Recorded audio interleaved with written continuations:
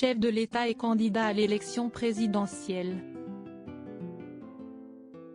Après avoir entretenu un long suspense, Emmanuel Macron a officialisé sa candidature à un deuxième mandat dans une lettre aux Français, publiée dans la presse régionale mais aussi sur ses réseaux sociaux. Mais depuis quelques heures, ces publications ont disparu de son compte Twitter officiel, suivi par près de 8 millions d'internautes. La raison ? La Commission nationale de contrôle de la campagne électorale a jugé cette lettre constituée de la propagande électorale.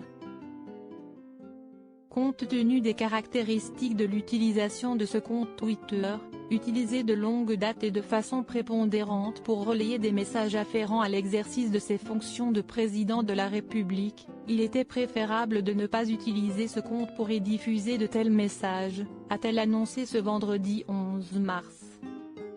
La commission invite également les équipes d'Emmanuel Macron le candidat à s'abstenir d'utiliser ce compte pour diffuser des messages se rattachant à la propagande électorale pendant la durée de la campagne, ces messages ayant vocation à être diffusés sur le compte spécialement créé par le candidat et son équipe pour les besoins de la campagne en vue de l'élection présidentielle. Avez-vous ? Après ce rappel à l'ordre, la lettre aux Français publiée par Emmanuel Macron le 4 mars dernier a bel et bien disparu de son compte Twitter mais aussi de son compte officiel sur Facebook.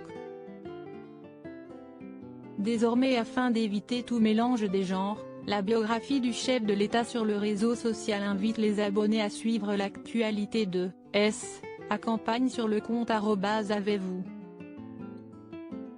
Emmanuel Macron, je sollicite votre confiance pour un nouveau mandat de président de la République. Pour rappel, Emmanuel Macron a attendu de longues semaines avant d'officialiser sa candidature à l'Élysée, occupé à gérer la crise sanitaire puis la guerre en Ukraine.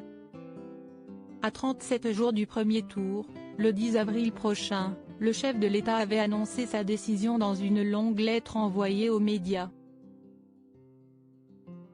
Je sollicite votre confiance pour un nouveau mandat de président de la République, écrivait-il après avoir tiré le bilan de son quinquennat.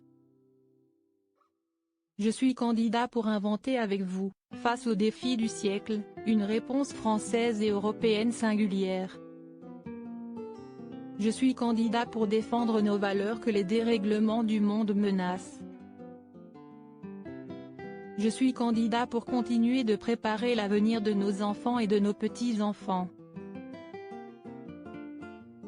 Pour nous permettre aujourd'hui comme demain de décider pour nous-mêmes. Dans un mois, les Français seront appelés aux urnes pour voter parmi les 12 candidats en lice. Loading widget.